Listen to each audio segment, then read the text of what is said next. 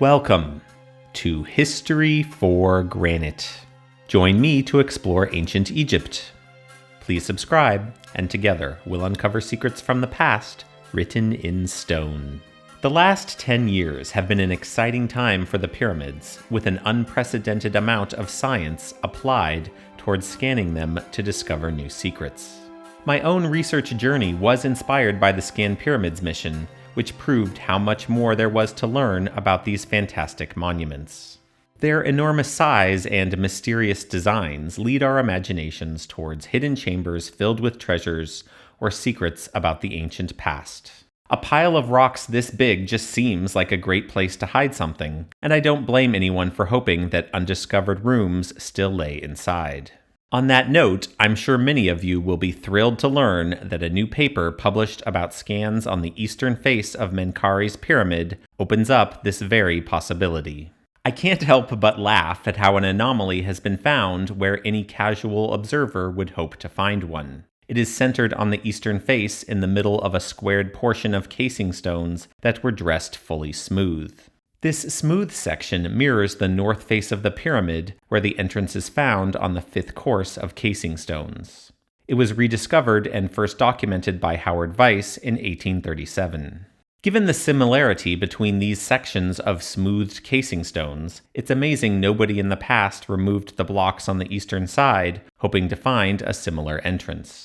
Although perhaps one modest effort towards this goal was attempted, with a small corner of a block chiseled away. This small breach was made at an unknown time in the distant past, based upon photos from George Reisner's excavations in the early 20th century. The damage must predate the removal of casing stones on the pyramid, which created a huge debris pile obscuring this smoothly dressed section. Once fallen casing stones pile up, it takes an enormous effort to remove them. My trained eye estimates this single casing stone weighs 5 tons. The new scientific study is a paper published in the journal NDT&E International, short for Non-Destructive Testing and Evaluation. Menkaure's pyramid was scanned using 3 non-destructive techniques: electrical resistivity tomography, ground-penetrating radar, and ultrasonic testing. Data from all 3 scans are merged in a technique called image fusion, and thus a more reliable approximation of empty space can be determined. It should be recognized that authors of this paper have a strong track record of accurate results, including scientists like Hani Halal. He and others also worked on the Scan Pyramids muography, which precisely predicted the north face corridor of the Great Pyramid with non-destructive tests. This proven success stands in contrast to recent publications on synthetic aperture radar scans of the Giza pyramids, which use methods that have never been demonstrated to accurately scan subsurface voids before. It's no wonder the public has been confused about which scientific studies can be trusted when prominent Egyptologists have a poor track record of endorsing or refuting remote scans. I'm working in archaeology for 45 years. Technology never showed to me anything convincing at all. A decade ago, Zahi Hawass proclaimed radar never made any discovery, yet he is also a co-author of this new paper which uses ground-penetrating radar. Egyptologist Sarah Parcak proclaimed the big void inside the Great Pyramid was a noise echo, despite a 5 sigma confidence level from 3 independent teams, which is about the highest standard you could possibly hope for.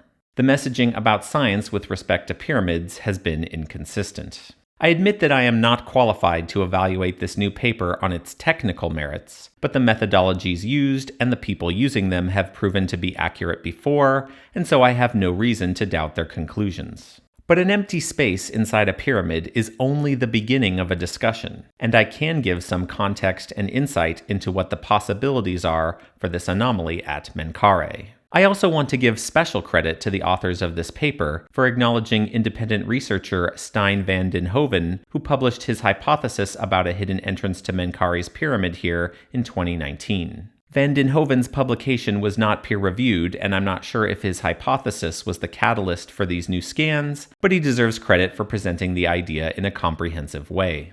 It should also be noted that the introductory section of this new scanning paper, which covers the Egyptology background, contains sloppy errors. I presume this section is written by Zahi Hawass, as he's the only Egyptologist author for the paper, and his writing style has become all too familiar. He claims that Menkaure's pyramid once had 16 to 18 courses of granite casing stones, and that the pyramid was originally intended to be fully covered in granite.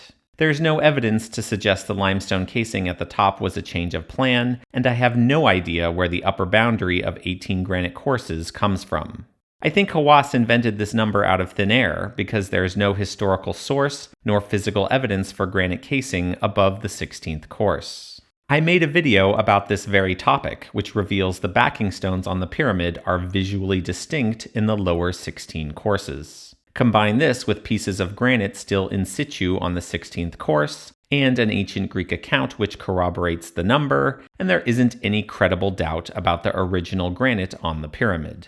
Imagine how frustrating it must be as an engineer, which requires precise and accurate data management, to co-author a paper with an Egyptologist who just makes up numbers.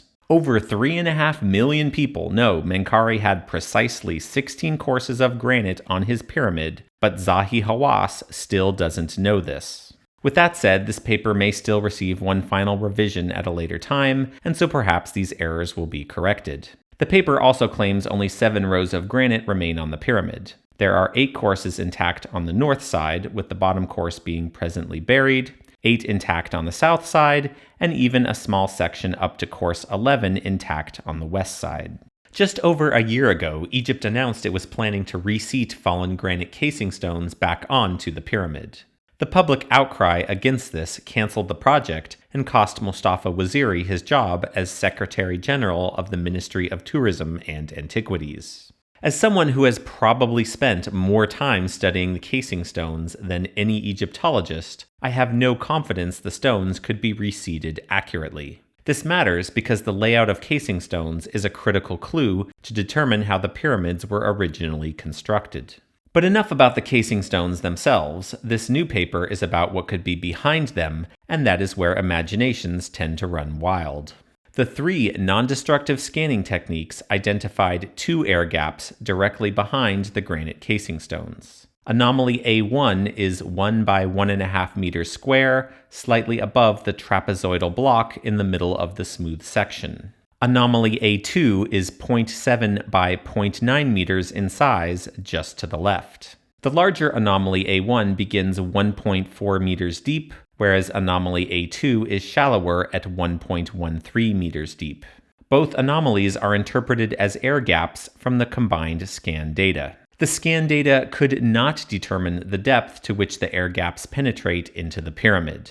The paper states 3.5 meters was the maximum depth to which data could be obtained, but this does not mean the air gaps extend that far. Thus, the space could be anything from small isolated pockets of pyramid that were never filled in, to a hidden passage leading into the heart of the pyramid.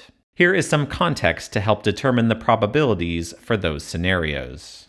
The evidence against an original hidden entrance to Menkaure's pyramid is quite strong, based upon every 4th dynasty pyramid design that we can see. Entrances to these pyramids were not disguised. They always have enormous lintels above passages, including the northern entrance at Menkaure's pyramid, which leads to the most impressive vault and sarcophagus of its time. Even when a pyramid has a secondary entrance, which is later sealed, the passage has a large lintel centered above it. Pyramids with 2 entrances always connect them, and Menkaure can't have a secret connection inside. The reason being the chambers and passages are cut into the bedrock and don't contain any masonry that could possibly disguise a hidden connection. Additionally, almost all of the casing stones are missing from pyramids, and we don't see any isolated passages or hiding spots that would have been revealed once the casing stones were removed. Pyramid entrances also open evenly onto one course of stone, in contrast to the anomalies which do not match the horizontal joints. This is why Van den Hoven's hypothesis selected one block as sealing a possible entrance and not multiple stones. Lastly, the 2 voids are not the size of a 4th dynasty pyramid passage. Anomaly A2 is half the standard size, and anomaly A1 is 0.5 meters wider than passages found in other pyramids. So whatever this air gap is, it's almost certainly not an original passage leading to Menkaure's burial.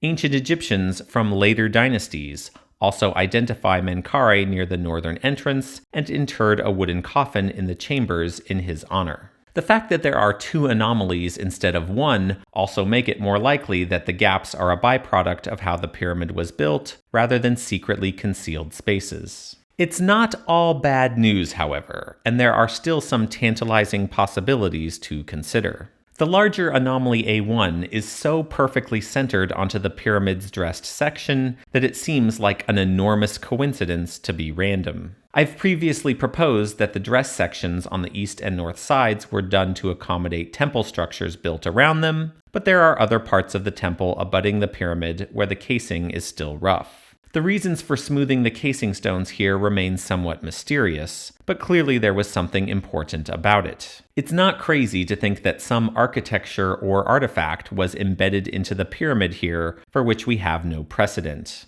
The one detail that really grabs me is the large trapezoid casing stone which mostly covers anomaly A1.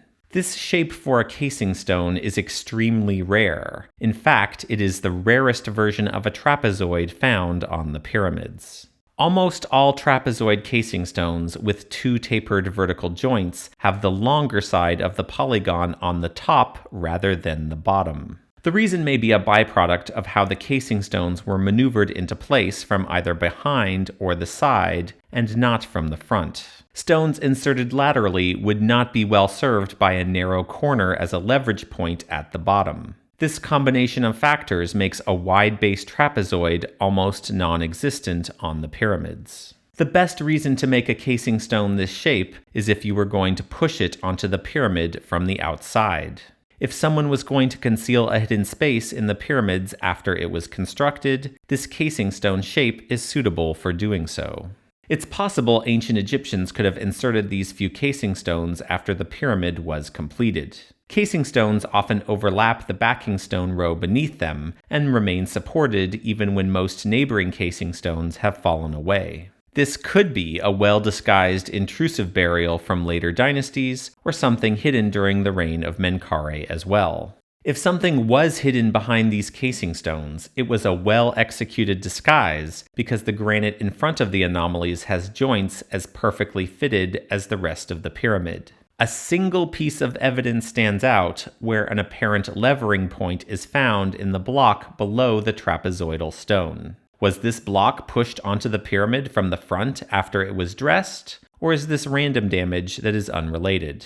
This is a particularly vexing mystery, and there's no interpretation I find overly persuasive. If an anomaly like A1 was found anywhere else on the pyramid, I'd assume it was very likely a construction gap and nothing of significance. That type of air gap probably explains the thermal anomaly at the base of the Great Pyramid, discovered by Scanned Pyramids nearly a decade ago. It's only that the large anomaly is centered here on Menkaure's smooth casing stones, which gives me pause. There's always the chance that something entirely new exists about the pyramids that we have yet to encounter. To make any kind of determination, more non-destructive testing is the best approach for the time being. I noticed Scanned Pyramids muography plates inside Menkaure's pyramid in 2023, so clearly other methods have been employed in the search. As the Scanned Pyramids team did not mention any voids revealed by muography in the paper, I think it's a safe bet that the cavity behind Menkaure's east face is quite small. Certainly don't expect anything like the spacious chambers encountered from the northern entrance. If fallen casing stones were cleared on the pyramid above the anomalies, perhaps gaps in the limestone backing stones could be exploited with an endoscope, or additional non-destructive tests could be deployed from the angle above. I don't love the idea of moving the fallen stones here, although it was done at the Red Pyramid by Rainer Stadelmann far more extensively, and there was a lot learned about the pyramid by doing so. So perhaps a very minimal and selective approach to moving the blocks here would be in the best interest of science. Other fallen casing stones around Menkaure have already been moved and rearranged so many times that I fear determining their original locations may never be achieved. At the very least, we have one more new mystery to ponder, and perhaps this project can reignite interest in studying Menkaure's fallen casing stones without the unnecessary step of cementing them back onto the pyramid. There is still a great deal to be learned from these stones, and leaving the pyramid in its present state is not preserving the ancient past. Most of these fallen stones are from destruction that happened no earlier than 600 years ago. If you ever visit Giza, wandering among them is highly recommended. There's something magical about these giants lying in the sand. They whisper that insight into the ancient past is as close as the underside of a single stone sitting in plain sight. Thanks to everyone who watched this video to the end. Please subscribe to the channel to see more of this content. Give a like or comment as you see fit. And above all, remember to ask your friends if they take their history for granted.